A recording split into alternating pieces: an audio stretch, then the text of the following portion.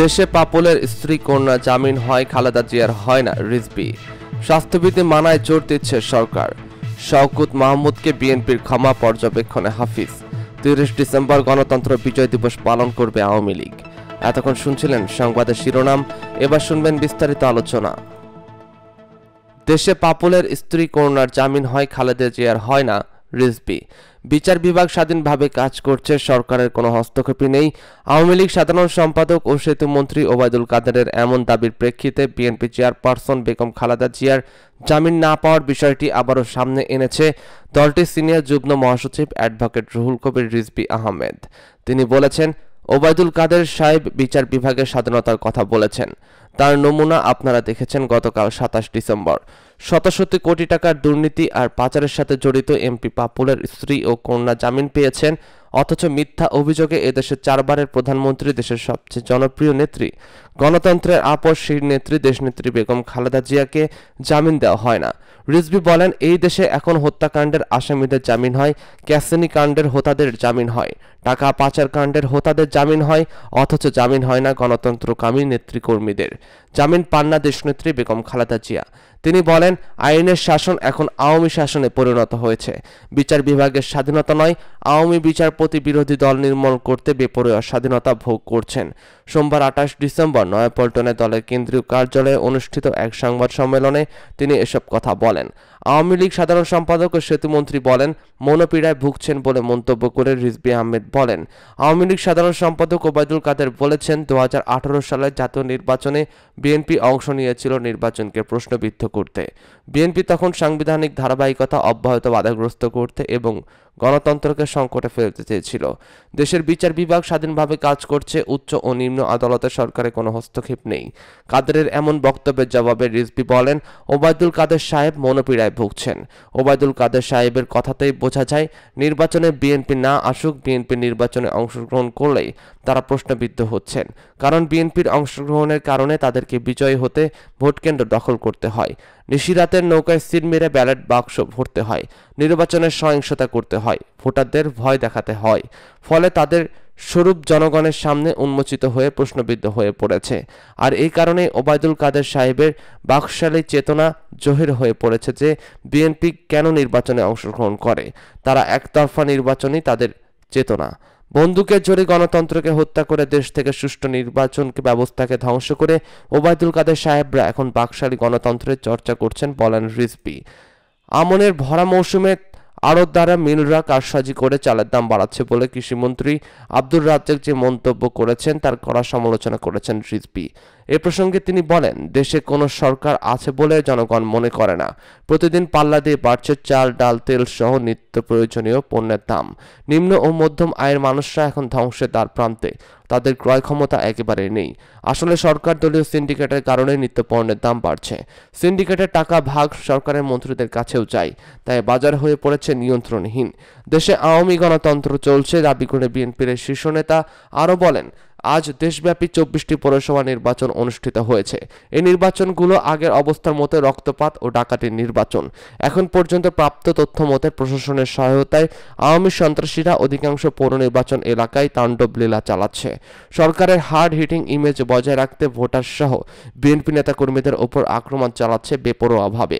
সংবাদ সম্মেলনে বিএনপি চেয়ারপারসনের উপদেষ্টা আবুল খায়ের ভূঁইয়া, যুগ্ম মহাসচিব মুজিবুর রহমান সরোয়ার, স্বেচ্ছাসেবক বিষয়ক সম্পাদক মীর শরাফত আলী সপু ও সাংগঠনিক সম্পাদক আব্দুস সালাম আজাদ প্রমুখ উপস্থিত ছিলেন। স্বাস্থ্যবিধি মানায় জোর দিচ্ছে সরকার। করোনার দ্বিতীয় ঢেউ মোকাবেলায় সরকার মাস্ক পরিধান সহ যথাযথ স্বাস্থ্যবিধি মানার ওপর জোর দিচ্ছে বলে জানিয়েছেন তথ্যমন্ত্রী হাসান মাহমুদ। বৃহস্পতিবার ২৪ ডিসেম্বর সচিবালয়ে সমসাময়িক বিষয় নিয়ে আয়োজিত সংবাদ সম্মেলনে এক প্রশ্নের জবাবে তিনি একথা বলেন। করোনার সংক্রমণ মোকাবেলায় সরকার লকডাউন দিবে কিনা এমন প্রশ্নের জবাবে তথ্যমন্ত্রী বলেন, দেশে প্রথম যখন করোনার সংক্রমণ দেখা দিয়েছিল তখন লকডাউন দেওয়া হয়নি, শুধু সরকারি ছুটি ঘোষণা করা হয়েছিল। স্কুল কলেজ সহ অনেক কিছু বন্ধ করে দেওয়া হয়েছিল। এখন এমনিতেই স্কুল কলেজ সহ অনেক কিছুই বন্ধ আছে, তবে লকডাউন দেওয়া হবে না। তথ্যমন্ত্রী জানান, লকডাউন না দিয়ে সরকার সংক্রমণ মোকাবেলায় শতভাগ মাস্ক পরিধান, সামাজিক দূরত্ব বজায় রাখা সহ অন্যান্য স্বাস্থ্যবিধির ওপর জোর দিচ্ছে। তারপরে যদি বন্ধের প্রয়োজন হয় তাহলে বিভিন্ন প্রতিষ্ঠান সংস্থা তাদের মতো করে সিদ্ধান্ত নিতে পারে। হাসান মাহমুদ আরও বলেন, শীতকালে করোনা বাড়বে এটা আগের থেকে সরকার সতর্ক করেছিল। সংশ্লিষ্ট দপ্তরগুলো থেকে জনগণকে সচেতনতা করা হয়েছিল। একই সঙ্গে মাস্ক পরার বাধ্যবাধকতা আরোপ করা হয়েছে। এতে দেখা যাচ্ছে আমরা যতটুকু আশঙ্কা করেছিলাম ঠিক সেভাবে এখন পর্যন্ত হয়নি। শওকত মাহমুদকে বিএনপির ক্ষমা পর্যবেক্ষণে হাফিজ। শওকতের জবাবে সন্তুষ্ট হয়ে দলে কাজ করার অনুমতি পেলেন বিএনপির ভাইস চেয়ারম্যান ও সাংবাদিক নেতা শওকত মাহমুদ। তাকে দেওয়া শওকতের জবাব দেওয়ার পর বিএনপির পক্ষ থেকে সম্প্রতি একটি চিঠি পাঠানো হয়। গত রবিবার শওকত মাহমুদের হাতে একটি চিঠি পৌঁছে দেওয়া হয় বলে দলীয় সূত্রে জানা গেছে। চিঠিতে তাকে দলের গঠনতন্ত্র অনুযায়ী কাজ করে যাওয়ার নির্দেশনা প্রদান করা হয়। দলের নেতাকর্মীরা বিভ্রান্ত হয় এমন কোনো কাজ না করতে বলা হয়। তবে আরেক ভাইস চেয়ারম্যান মেজর অবসর হাফিজউদ্দিন আহমেদের ব্যাপারে এখনও কোনো সিদ্ধান্ত নেয়নি দলটি। তার কর্মকাণ্ড আরও পর্যবেক্ষণ করে চূড়ান্ত সিদ্ধান্ত নেবে হাইকমান্ড। সূত্র জানায়, চিঠিতে দলের প্রতি অনুগত থাকার বিষয়ে শওকত মাহমুদকে অবহিত করা হয়। এছাড়া ভবিষ্যতে দলের যে কোনো সিদ্ধান্তের বাইরে না যাওয়ার জন্য বলা হয়েছে। চিঠি দেওয়ার কথা স্বীকার করেছেন বিএনপি সিনিয়র যুগ্ম মহাসচিব রুহুল কবির রিজভী।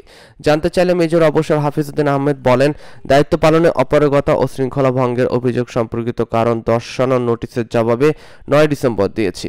এরপর দলের কাছ থেকে কোনো উত্তর পাইনি। নাম প্রকাশ না করার শর্তে বিএনপির একজন নীতি নির্ধারক জানান, হাফিজউদ্দিনের বিষয়ে আরও সময় নিতে চান তারা। অতীতে সহ নানা বর্তমান কর্মকাণ্ড পর্যালোচনা করা হচ্ছে। পাশাপাশি তিনি কি চান তা বোঝার চেষ্টা করা হচ্ছে। সবকিছু বিবেচনা করে হাইকমান্ড সন্তুষ্ট হলে তাকেও চিঠি দিয়ে দলের অবস্থান পরিষ্কার করা হবে। এই নীতি নির্ধারক আরও বলেন, শওকতের বিষয়ে হাফিজউদ্দিন আহমেদ সাংবাদিকদের সঙ্গে কথা বলেছেন। সে অধিকারও তার আছে, কিন্তু লিখিত জবাবে শেষে তিনি দলের জাতীয় কাউন্সিলের আহ্বান সহ 4 দফা সুপারিশ করেছেন। 1-11-এর সময় যারা জিয়া পরিবারের পাশে ছিলেন তারা এই বিষয়টি আবারও সন্দেহের চোখে দেখছেন। যারা 1-11-এর সময় সংস্কার প্রস্তাব দিয়ে দল ভাঙার চেষ্টা করেছিলেন তারা সুপারিশ অনেকে সেভাবে দেখছেন।